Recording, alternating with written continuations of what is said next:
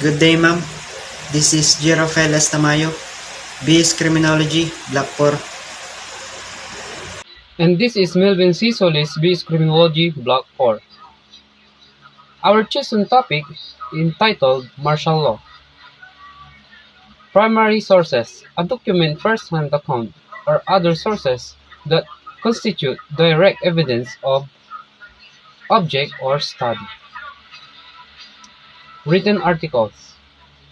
President Ferdinand E. Marcos signed Proclamation Number 1081 on September 21, 1972, placing the Philippines under martial law.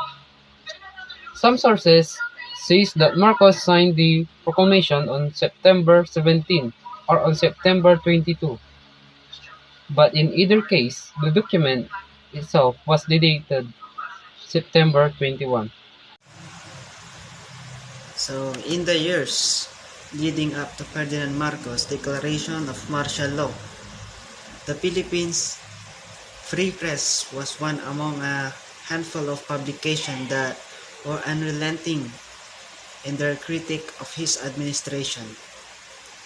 The Free Press published articles about social, political, and economic issues that help its readers form a dissenting opinion about Marcos and the path down which he was leading our country, which of course meant that by the fateful evening of September 22, 1972, it was among the publications that were shut down. This video link is the example of primary source in martial law. Relevance, significance to Philippine history and of the Filipino nation. In September 1972, Marcos declared martial law, claiming that it was the last defense against the rising disorder caused by increasingly violent student demonstrations. The allying threats on communist insurgency by the New Communist Party of the Philippines (CPP) and the Muslim separatist movement of the Moro National Liberation Front (MNLF). One of his first actions was to arrest opposition politicians in Congress and the Constitutional Convention. Initial public reaction to martial law was mostly favorable except in Muslim areas of the South, where a separatist rebellion led by the MNLF broke out in 1973. Despite half-hearted attempts to negotiate a ceasefire, the rebellion continued to claim thousands of military and civilian casualties. Communist insurgency expanded with the creation of the National Democratic Front (NDF), an organization embracing the CPP and other communist groups. Under martial law, the regime was able to reduce violent urban crime, collect unregistered firearms, and suppress communist insurgency in some areas. At the same time, a series of important new concessions were given to foreign investors, including a prohibition on strike by organized labor, and a land reform program was launched. Secondary sources: a book, article, or other sources that provides information about an object of study, but not constitute direct, first-hand evidence. Title: Solidarity and the Martial Law in the Collective Memory of Polish History. Author: Barbara Zaka. Comprehensive Summary, Polish Sociological Review, 153 1 7589, 2006. Author: Analyze the processes of development of the collective memory of solidarity and the martial law and try to determine their place in collective memory of Polish history. The analysis is based on data from 5 sociological surveys made in 2 periods divided by 16 years in which communist regime has collapsed and a new political regime emerged. The analysis shows the ambivalent evaluation of these 2 events, which demonize with time, and solidarity is more unvocally seen as the positive event of Polish history and the martial law as the negative one. In spite of this, the author suggests that there is no reason to think that ambivalence towards solidarity and the martial law will disappear completely. This source was help us to understand more about martial law as well as how and why it is historical events. Title: Martial Law as Philippine Trauma, Group Culture, the Sacred, and Impunity in Three Memoirs. Author: Jocelyn Martin. Comprehensive summary. This article argues that the Ferdinand Marcos martial law regime can be labeled as traumatic based on studies that link the regime's practices with victims manifesting signs of post-traumatic stress disorder.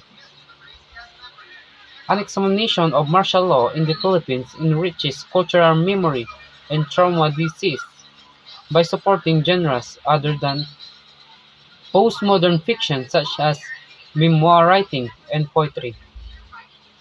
By explaining the nation of Capua, which consider group culture in processes of healing, by putting forward the value of the sacred rather than the Western secular way of healing, and lastly, by underscoring that resolution remains questionable, especially in societies of impunity. Relevance to your chosen theme topic. It provides good overview of the topic, and it's also helpful because I find the keywords to describe a subject area. Title: Transitional Justice and Teaching Youth About the Martial Law in the Era in the Philippines. Author: Maribel Corpus Uminga. Comprehensive summary. This paper provides an analysis of the Philippine Department of Education's new direction in the teaching of the martial law period. It emphasizes the need to discuss in the classrooms the prevalence of human rights violation during the martial law period. Such discussion shall lead to a mastery and comprehension of the events during the said period and an understanding of the roots of human rights violations. Eventually, this must lead to an appreciation of how this learning benefits the student's personal life. The essence of the human rights education and the goal of the study of martial law era must be that students learn to evaluate, reflect on their own behaviors and decisions, and determine whether these are consonant with human rights standards. So it provides good overviews on the topic, and it provides second-hand information and commentary from other researchers. For me, as a student, and from the primary sources we got, life is different now than before. Since what we call martial law is gone now, people are able to do what they want. A lot has changed, a lot of chaos, a lot of things happening that shouldn't be like fighting. I noticed that there is no one to help much, and our country is not good in helping each other because the leadership of the leaders here in our country is lacking. A lot has changes here in our country. As a student, I noticed that as time goes on, students don't take their studies too seriously because they have so much to do in life nowadays. It is too personal for students or millennials to think. I realized that everything that had been done before, especially martial law, had many reasons. Former President Marcos is organizing and placing our country in a beautiful and a peacefully country. So those who are not tainted by the corruption and others who will join our country, I can say that martial law has a purpose. Many things have changed. Everything or especially when it happened. There are those who say it is ugly because many have died, but former President Marcos has nothing to do with it because the law enforcement or the soldiers are wrong there. This is based on what I found out from my searches for the truth about martial law, which is why the chaos that is happening in our country, the Philippines, need to be fixed.